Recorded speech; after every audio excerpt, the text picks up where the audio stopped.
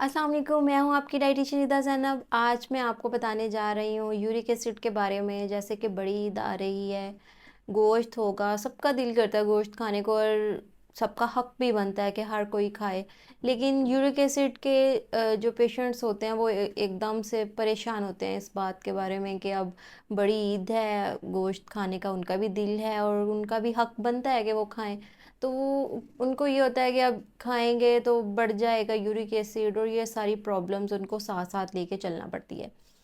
इस वीडियो में मैं आपको बताऊंगी कि अगर आपने गोश्त खाना है, यूरिक एसिड के आप पेशेंट हैं, तो उसके साथ साथ आपने और कौन सी चीज़ें खानी है। अगर आपने ये सब गोश्त वगैरह खाने के बाद भी आपका यूरिक एसिड बढ़ गया है तो आपने कैसे कम करना है और कौन कौन सी और डाइट आपको रिक्वायर्ड होती है और गोश्त के अलावा और कौन कौन सी चीज़ें आपको अवॉइड करनी होती है। इन सब चीज़ों के बारे में मैं आपको इस वीडियो में बताऊंगी। सबसे पहले हम बात करते हैं प्रोटीन के बारे में।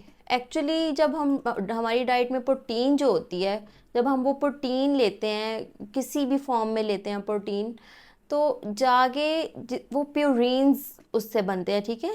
हाई प्यूरीन डाइट, हर किस्म की प्यूरीन्स नहीं, क्योंकि जो गुड एनिमल सोर्स से होती है आने वाली प्रोटीन है वो हाई प्यूरीन होती है और प्यूरीन ही बेसिकली आपका जाके यूरिक एसिड हाई करता है, ठीक है।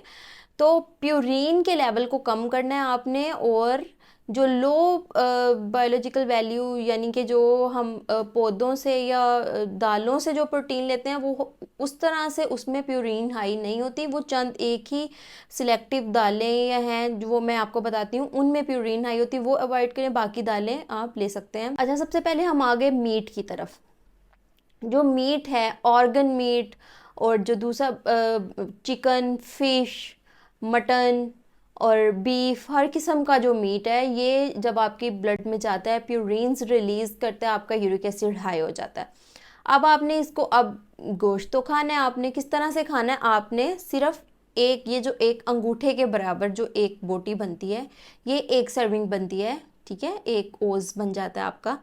तो ये आप 3 से 4 ले सकते हैं एक दिन में, ठीक है। एक दिन में आपने 3 से 4 लेनी है और उसके बाद आपने 3 से 4 दिन वो नहीं लेनी, ठीक है। फॉर एग्जाम्पल ईद का दिन होता है, उस दिन ज़्यादा गोश्त खाना पड़ जाता है, इसलिए मैं आपको 3 से 4 ओज जो है वो एक दिन में बता रही हूँ। उसके बाद आपने 3 से 4 दिन वो नहीं लेनी, ठीक है। अब जस्ट फॉर एग्जाम्पल अगर आप ले भी रहे हैं, आपको लेनी पड़ गई है, आपको खानी पड़ गई है, तो आपने क्या करना है, जो कॉर्न सिल्क होती है, जो आजकल छल्ली का भी मौसम है, छल्ली के ऊपर से जो बॉयल उतरते हैं, कॉर्न सिल्क जो होती है, उसका आपने कहवा बनाना है। कहवा बनाने के बाद उसमें लेमन स्क्वीज़ करना है और वो कहवा आपने सुबह शाम पीना है, ठीक है। वो आपके प्यूरिन्स लेवल को आपके ब्लड में से कम कर देता है। वो सुबह शाम आपने वो कहवा पीना है, ठीक हो गया। अब उसके बाद हम आ जाते हैं कि फ्रेश फ्रूट्स और फ्रेश वेजिटेबल्स आप ले सकते हैं, ठीक है, उनमें इतना लेवल नहीं है प्यूरिन्स का, वो आपके लिए अच्छे हैं। जितने आप फ्रूट्स एंड वेजिटेबल्स लेंगे आपकी बॉडी में फाइबर जाएगा, आपकी बॉडी में से जो इस तरह की चीज़ें हैं, प्यूरिन्स, एक्स्ट्रा प्यूरिन्स और यूरिक एसिड वगैरह रिमूव होंगे, ठीक है। वो आपने अपनी डाइट में हाई रखने हैं। फिर हम दूध की तरफ आ जाते हैं, तो लो फैट मिल्क आपने लेना है, लो फैट डेयरी प्रोडक्ट्स जो भी हैं वो आपने लेनी है, ठीक है। अब आ जाते हैं हम दालों की तरफ। जो दालें होती हैं उनमें चने की दाल, ठीक है, साबुत ब्लैक या वाइट चने। फिर उसके बाद आ जाती है हमारे पास राजमा, जो किडनी बीन्स होते हैं, जो बड़े रेड कलर में होते हैं, ठीक है। ये 4 चीज़ें, 4 दालें, इनमें प्रोटीन प्यूरिन लेवल बहुत हाई होता है, ठीक है। ये आपने अवॉइड करने हैं। ये आपने जिन दिनों ईद के दिनों में जो आप गोश्त खा रहे हैं, आपने इन दालों से फिर कंप्लीटली अवॉइड करना, ताकि अगर आपकी बॉडी में जा रहा है तो सिर्फ उस तरह से जाए और किसी और वे में आपकी बॉडी में प्रोटीन या प्यूरिन्स ना जाए, ठीक है। ये आपने कर लिया। आपने वो ये 4 चीज़ें अवॉइड करनी है। आपने हाई फाइबर डेली बेसिस पे लेना है। आपने इसबगोल का छिलका पानी में डाल के ज़रूर लेना है। आपने फ्रूट्स एंड वेजिटेबल ज़्यादा लेने हैं। आपने तुखमलंगा का इस्तेमाल ज़्यादा कर देना है, उसमें हाई फाइबर। आपने चिया सीड्स का इस्तेमाल ज़्यादा कर देना है, ठीक है। सुबह शाम सुबह शाम और ये चीज़ें आपने लेनी है ताकि आपका प्यूरिन लेवल जल्दी से कम हो। उसके बाद आपने लेमन, लेमन बहुत अच्छी चीज़ है प्यूरिन लेवल कम करने के लिए, यूरिक एसिड लेवल कम करने के लिए लेमन आपने मस्ट यूज़ करना है। अगर आप मीट खा भी रहे हैं, ठीक है, किसी भी वे में अगर आप मीट ले भी रहे हैं तो भी आपने ऊपर लेमन स्क्वीज करके लेना है, ठीक है। उसके बाद आपने कौन सी टी भी पीनी है, सुबह शाम पिए या जब आप खाएं उसके बाद पी लें, ठीक है। ग्रीन टी आप मस्ट लें, ग्रीन टी इस चीज़ को कम करती है। ये चीज़ें आपने साथ साथ लेके 3 से 4 ओज, ठीक है, 3 से 4 ओज एक दिन में खा के 3 से 4 दिन का गैप रखना है, ठीक है।